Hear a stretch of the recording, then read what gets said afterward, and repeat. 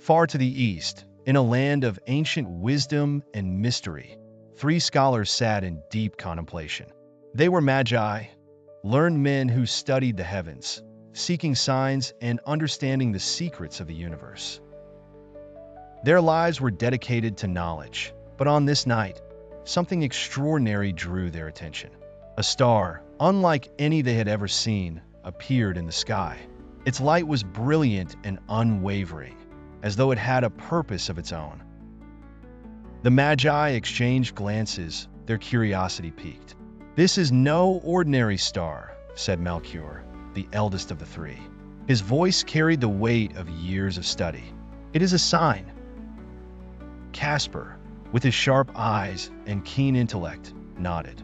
"The ancient texts speak of such a star, one that heralds the birth of a king." "And not just any king," added Balthazar, the youngest but no less wise. "The King of Kings." They knew at once what they had to do. This was no time for hesitation. Gathering their belongings, they prepared for a journey that would take them far from home. They would follow the star, wherever it led, to find the child it proclaimed.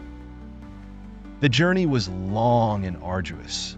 The Magi traveled by camel through deserts and over mountains, enduring the blistering heat of the day and the bitter cold of the night. Yet the star never wavered. It shone brightly, guiding them with unrelenting certainty. As they traveled, they encountered others along the way, merchants, nomads, and travelers, each with their own stories and struggles. Many were intrigued by the Magi's quest, though few truly understood its significance. What kind of king would be born under such a star? A merchant asked one evening as they rested by a fire.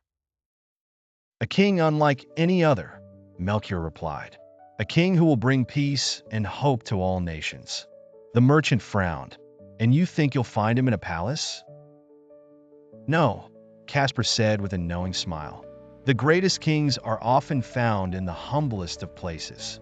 As the weeks turned to months, the Magi grew closer to their destination. The star led them to the land of Judea, where they entered the city of Jerusalem. Their arrival caused a stir.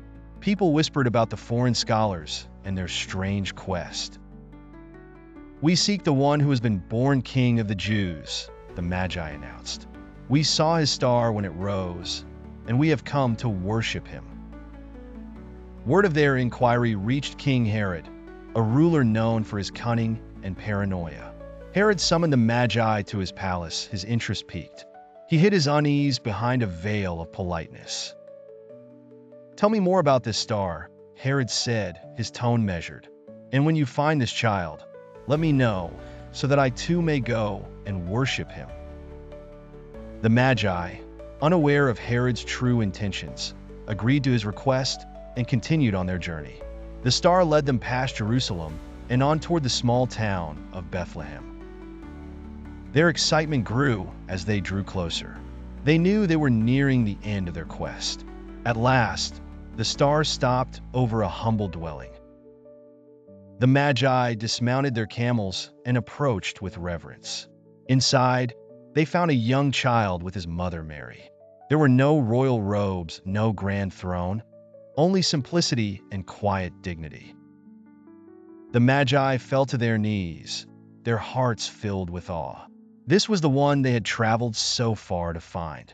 Opening their treasures, they presented their gifts: gold, a symbol of kingship; frankincense, a symbol of divinity; and myrrh, a symbol of sacrifice. Mary watched silently, treasuring the moment in her heart. Though the Magi were strangers from a distant land, their devotion confirmed what she already knew.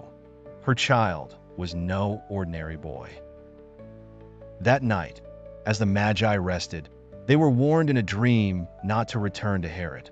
Realizing the danger, they departed for their country by another route, determined to protect the child they had come to honor. Their journey home was filled with reflection. They had found more than a king. They had found hope, peace, and the fulfillment of a promise that spanned centuries. Though they returned to their lives of study, they were forever changed by what they had witnessed. And so, the Magi's journey ended, but their story lived on, a story of faith, perseverance, and the light of a star that led them to the light of the world.